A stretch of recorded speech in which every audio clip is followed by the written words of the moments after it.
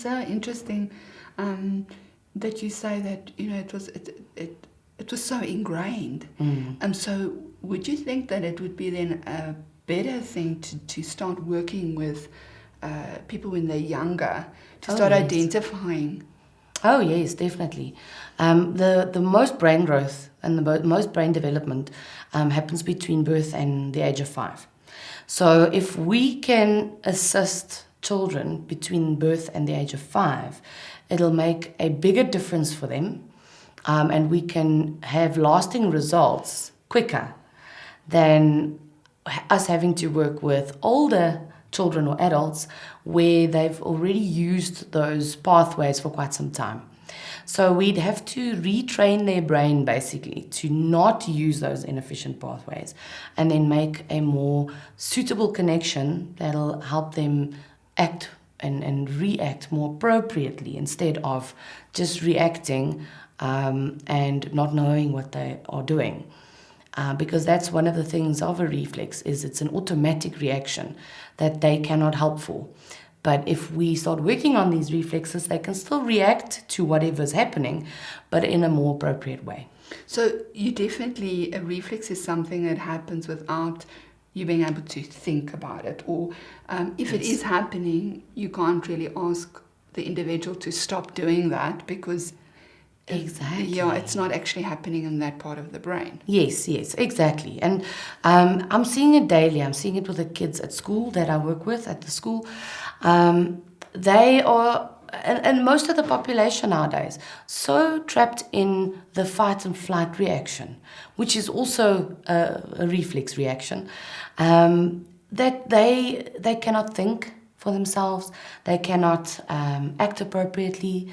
I see a lot of behavioral issues in class, or where the teachers report it as behavioral issues. So the children reacting again to a situation which is otherwise just sensory overload from maybe the class being too busy, or there's too much happening. They always have functions and extra things happening throughout the day that throws out their routine, which can also upset them. So in fact, these children are just reacting out of a reflexive point instead of acting, thinking about what they're doing and then acting. So the teachers are reporting it to be a behavioral issue, where in fact it's not the case where they want to be naughty. They're doing it just because they want to be naughty. It just happens, and they have no control over that. And then the teacher scolds them, or they have some form of punishment because they have these behavioral issues, and it in fact just makes it worse.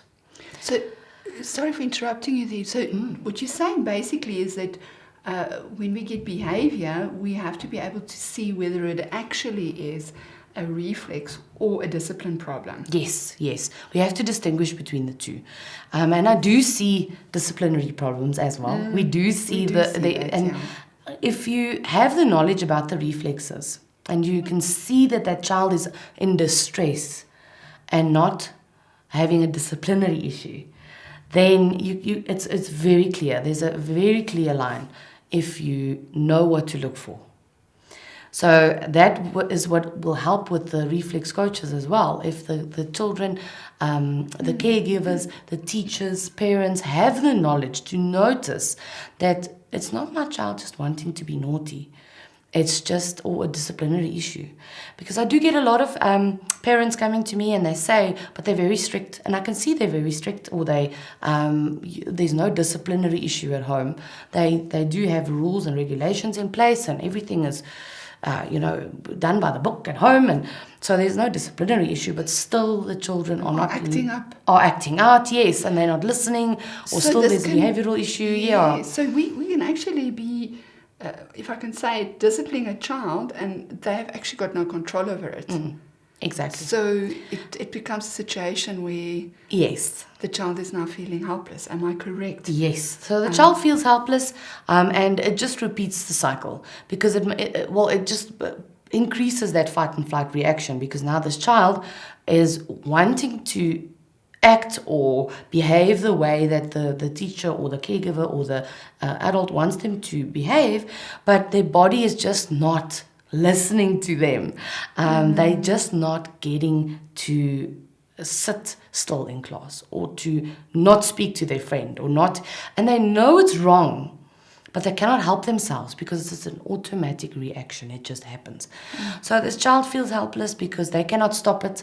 It makes them more emotional, so we get even more behavioral and emotional issues because the children just cannot control it. Somebody explained it very nicely to me, and it's sort of adding on to what you're saying, is that for one child to just be standing stationary, that's got active reflexes, and the child that has no active reflexes, that's fully integrated, for them to stand, it doesn't take the same amount of effort. The one has to apply huge amounts of effort just to be stationary. Yes. And this individual explained it as if we had different amount of balls that we had to juggle in the air. Yes. And then maybe the child that's standing there, that's got the reflexes integrated, maybe has one ball. Yeah. But the child that's got the active reflexes is sitting with maybe 4 or 5 or whatever. So any kind of extra pressure or whatever that's put on that child could throw them over into their system not being able to cope. Yeah. So have you experienced it? Because I know you've been working a lot with children and assisting them. What have you seen with that? It's quite interesting when I explain it to the parents as well. With my first consultation, I always test the child for reflexes. I check and see if there's any reflexes still held in the body. And as soon as I get a reaction, I normally tend to do it with the children, so I can show the adult or the caregiver, the mother, father, whoever comes with the child, I can show them the reaction of the child's body versus when it doesn't happen, when you don't have that reflex. And then I can show them, well, do you see what that little body is doing? So now imagine you're taking this child and you're putting him in class, and all his body wants to do is move like that. So how would we then expect them to sit still, concentrate, do their work, and behave if that's all their body wants to do the whole day? Because with all the sensory stimulation and everything going on around them, those reflexes are constantly triggered. So that little body just wants to move and get out of the way, get out of the classroom, fight and flight reactions. So the more we put pressure on them, the worse the reaction gets, because the more stressed that child becomes and the more the system is stressed. So then it'll automatically go to that survival brain. Makes a lot of sense. And yes. So that system is really, in a way, not able to cope with any more pressures. No. Yeah. So this explains a lot of things to me, because parents are complaining that their children are out of hand. Teachers are struggling to cope with classrooms more. But we have seen, from the stuff that I've watched and the YouTube things that I've watched, we have seen an increase in the amount of autistic children. Yes. And it's quite tough on those parents. Is there anything you can, how can I say, support the family with? If you work with the reflexes with the autistic child, is there positive progress? Yes, definitely. I absolutely love working with the autistic children. I have quite a few autistic clients, and we've seen amazing results by just working on the reflexes for them. One of their main reflexes that they have retained is quite anxiety related. So their little bodies is very, very stressed. The body is very stressed. We need to help them relax the body, and you can actually, when you help them relax, you can see the relief for that child. You can see how much easier it becomes to do certain things when you're not afraid to do them all the time. So that is amazing to see when they start talking and singing, and when they do speeches in class where they've never wanted to talk before, where they make friends, where they go out and play, where they've just sat in a corner for most of their day usually. So seeing that type of development for them, it's really amazing. It's wonderful to see.